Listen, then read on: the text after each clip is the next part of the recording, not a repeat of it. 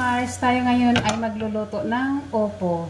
So, hinugasan ko na to siya at babalatan ko na lang. So, meron ako itong paper. Ganyan lang. Ngayon lang ako makakain ng ganitong opo dito sa Saudi. At ngayon lang din ako magluluto nito. Ito mga Mars, tapos na natin siyang balatan. So, hugasan ko lang siya.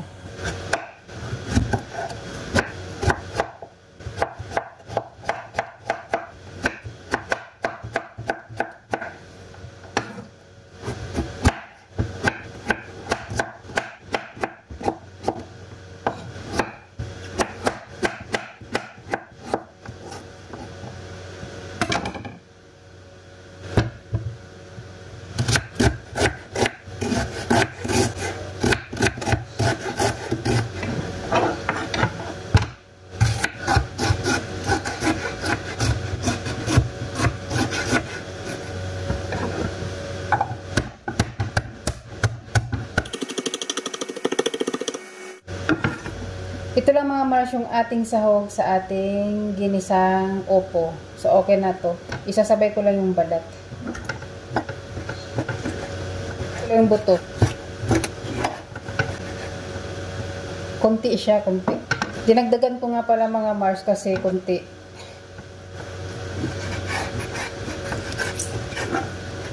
Malinis na to mga Mars. Sinugasan ko na. At ngayon nga mga Mars ay magigisa na tayo ng ating manok. So, maglalagay muna tayo ng mantika.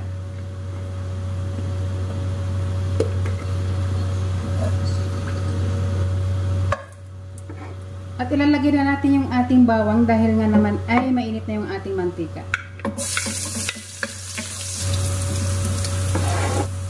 At isusunod natin yung sibuyas. At ngayon ay ilalagay natin yung kamatis.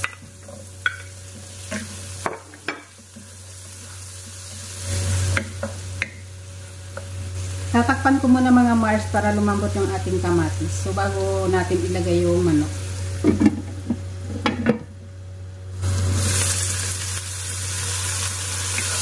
So okay na siya. Ilalagay na natin yung ating chicken na sahog.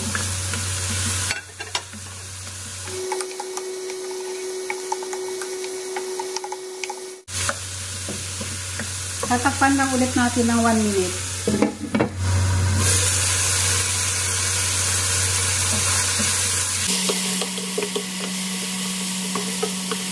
Lalagyan natin ng Maggi.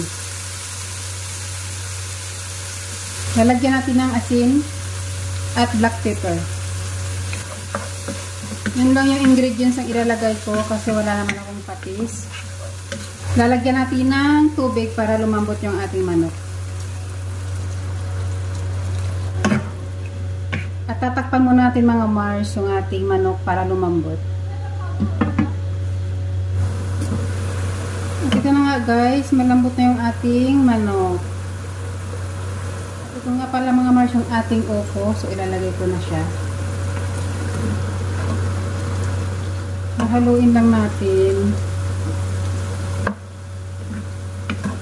para lumambot yung ating opo.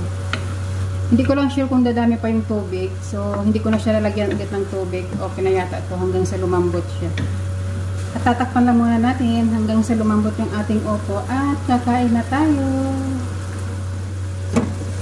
At ito na nga mga Mars. At luto na yung ating opo gisado. So, ngayon ay titikman natin kung masarap ba o tama na yung timpla natin.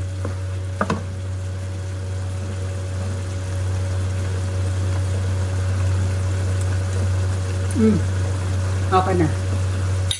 So ngayon nga mga Mars ay kung dyan sa ating camera ay parang maputla pero sa totoong buhay sa personal ay hindi po. Okay siya. Okay yung kulay niya. So okay na to mga Mars. Ayaw ko rin siya yung sobrang lambot. Mas gugustuhin ko yung medyo matigas-tigas. Medyo parang style siya. Half cook siya. Mas masarap siya para sa akin.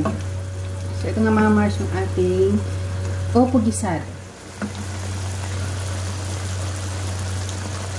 At ngayon nga mga Mars ay kakain na tayo. So meron ako ditong chicken at kanin. So dito natin lalagay yung ating gulay. Muna yung ating kakainin.